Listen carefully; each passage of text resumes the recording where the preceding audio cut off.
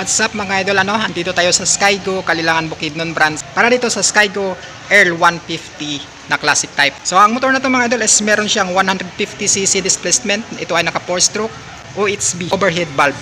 Tapos ito ay carburetor type system at meron itong 5-speed manual gearbox. Kayang dumulo ng hanggang 12.7 horsepower at 9,500 RPM at meron itong 10 Nm of torque at 7,500 RPM. So malakas na rin siya pagdating sa power output. So isipin mo na lang yung 12.7 horsepower na pwedeng ibigay niya pagdating sa lakas ng makina. So ito ay classic type na motor. Ng kulay nito is glossy black. Pagdating sa gulong niya, 90 by 90 by 710, tube type pa lang siya kasi nga ito ay naka-rim. Tapos pagdating sa braking system niya sa harapan, naka-disc brake na siya. Tapos ang lapad niya mga idol, ayan o.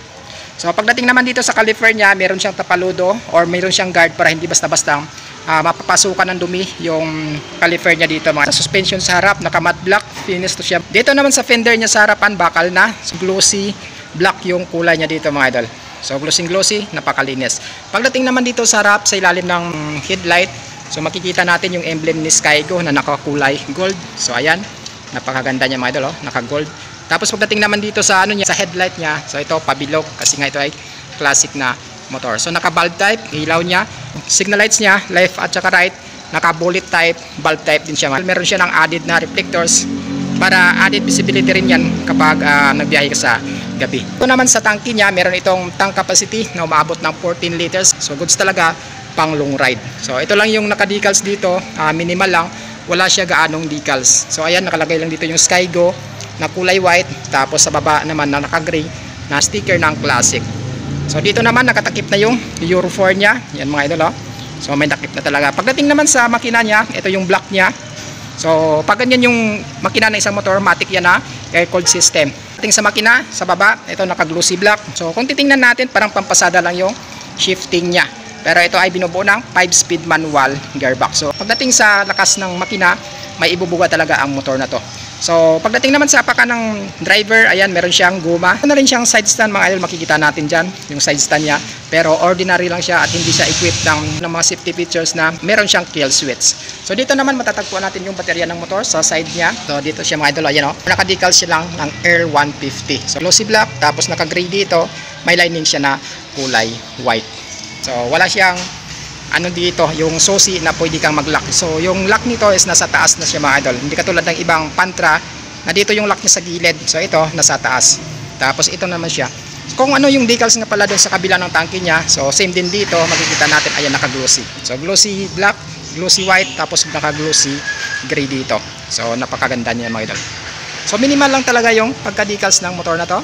Tapos makikita natin dito banda sa air cleaner niya na side, ayan, lagayan ng air cleaner. Andyan mo rin makikita yung Earl 150 na sticker. Tapos naka-glossy black, naka-glossy gray, tapos meron siyang lining na kulay white. Starting system niya, meron siyang kick start. So backup lang ito mga idol para in case na madrain or maubusan ka ng baterya, meron ka talagang backup. Well, meron na rin siyang electric start. Makikita natin dito sa manibela niya. Pagdating naman dito sa baba, so meron siyang apakan ng driver ito.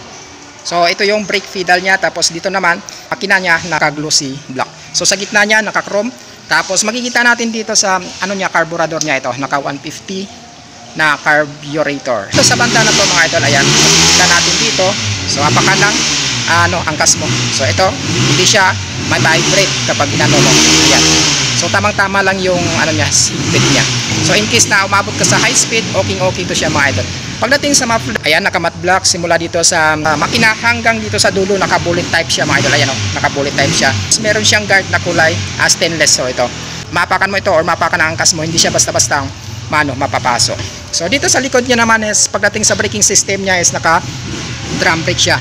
Pero kung magaling ka mag-adjust nito, kapit na kapit ito kapag magaling ka sa adjustan. Tapos pagdating sa dito naman sa gulong niya sa likod, meron siyang brand na Yuanqing, tapos may sukat siya na 110 by 80 by 710. So standard pa rin yung gulong niya, kaya madali siyang hanapin pagdating sa aftermarket. So ito naman yung rim. So maganda siya mga idol. So parang alloy na rin yung tingnan yung rim niya. So dito pagdating sa grab bar niya, maliit lang siya. So hindi ka basta-basta makapag-attach dito ng top box kasi nga ito lang siya. So simple lang. Tapos hindi ka rin makalagay dito ng karga na halimbawa ng isang sakong bigas, hindi rin siya pwede. Pagdating naman dito sa signal light sa likod, naka-bullet type din siya mga idol. Tapos ito ay naka-valve type. Valve type yan siya. Tapos yung tail light niya, ganun din, naka-valve type. There niya sa likod, naka-plastic, hindi siya bakal.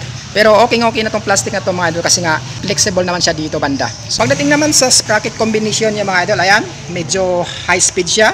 Hindi talaga siya set sa sa akyatan. So kung medyo akyatan sa inyong lugar, so dagdagan mo lang dito sa likod. So kung I think nasa 38 yung sprocket combination nito or 1438.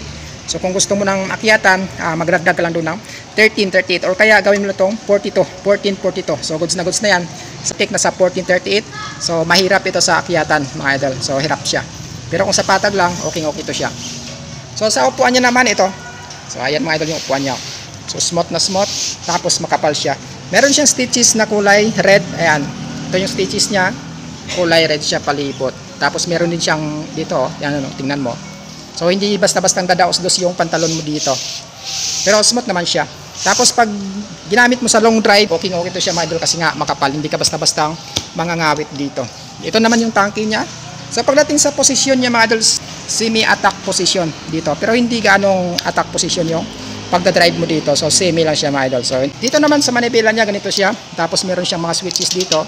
Electric start dito sa kanan. Tapos dito sa kabila niya naman, meron siyang ito. High beam, low beam. Meron siyang fast light ito sa unahan. Tapos ito naman side light niya. On, off, on, off, on. Tapos meron siyang turn signals left and right. Tapos yung busina niya, ito naman.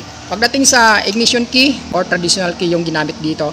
Pagdating naman sa meter panel niya, naka-analog. So ito yung makikita natin dito sa meter panel niya. So yung speedometer, makikita natin dito yung odometer o yung layo ng takbo mo. Tapos meron siyang neutral indicator, gear indicator, low beam, high beam indicator. So yung wala lang dito yung fuel indicator niya. So pagdating naman sa presyohan ng motor na to, itong si Skygo Earl 150, meron siyang cash na 53,000 pesos. Tapos kapag ginawa mo ng installment, wala ka nang ida-down dito. Yung 1 year niya is 2,475. Tapos yung 2 years niya is 3,170. Tapos yung 1 year niya naman is 5,150. So meron siyang rebates na 200 pesos. Basta updated ka magbayad sa motor na to.